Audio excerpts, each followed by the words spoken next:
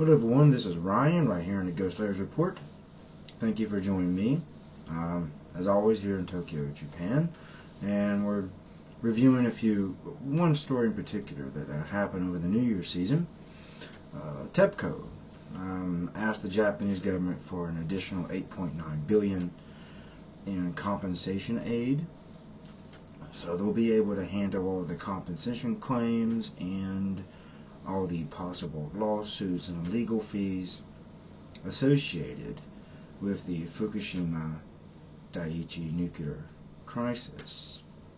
In response to this, the Japanese government clearly expressed their intention to take the TEPCO under temporary state control.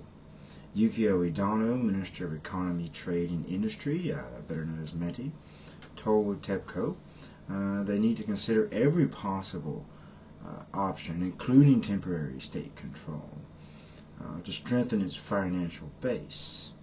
That comes from the Jiji and Kyoto news agencies.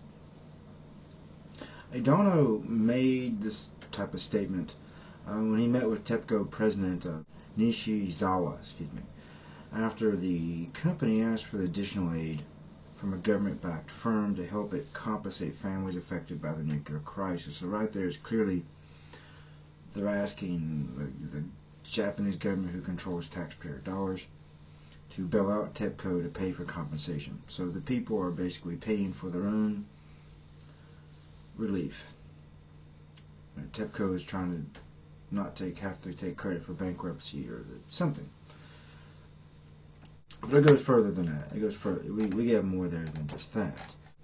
The Japanese government also announced how they would take over temporary state control through a massive state share purchase, which is very interesting, taking shareholder control of a private company, very similar to what Obama did with General Motors. They didn't announce how much share the Japanese government would purchase to take temporary state control. And also the Japanese government has announced if it does take over temporary state control, they would replace current chairman Kazumata and most of the senior executives. So most of the guys who have been in control of TEPCO of this past situation will basically be gone under state control of the power company. This is the first time we've really seen anything where the Japanese government is lashing back at TEPCO and forcing TEPCO to give in to the demands of the government.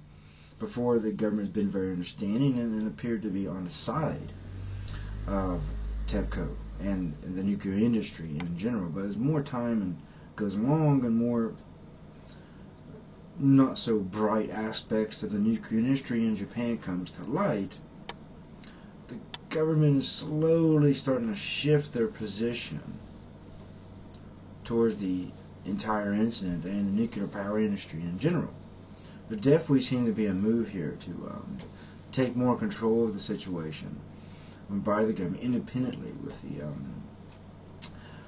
nuclear industry taking advice and orders from the government, as compared to the opposite situation as it is right now. This gives the Japanese government a little bit more of a credibility for trying to take charge of the situation, which is really what a lot of people here in Japan want to see happen. It still remains to be seen if the Japanese government will go ahead with the temporary state takeover of TEPCO. This would be a very big move on the part of the governments. They would be taking on all of the debt and compensation claims by TEPCO. Again, this appears to be some sort of cronyism here, where the Japanese people, through their tax money, are actually going to paying for their own compensation, something which TEPCO is liable for. So it seems TEPCO's still trying to get off the boat here somehow. But this video will be a very short video. Just wanted to bring this point up and discuss a little bit, present a few facts. If you please leave a comment in the comment box below, and as always, please subscribe to the channel if you enjoy the videos. As always, this is me, Ryan, here in Tokyo. Until next time,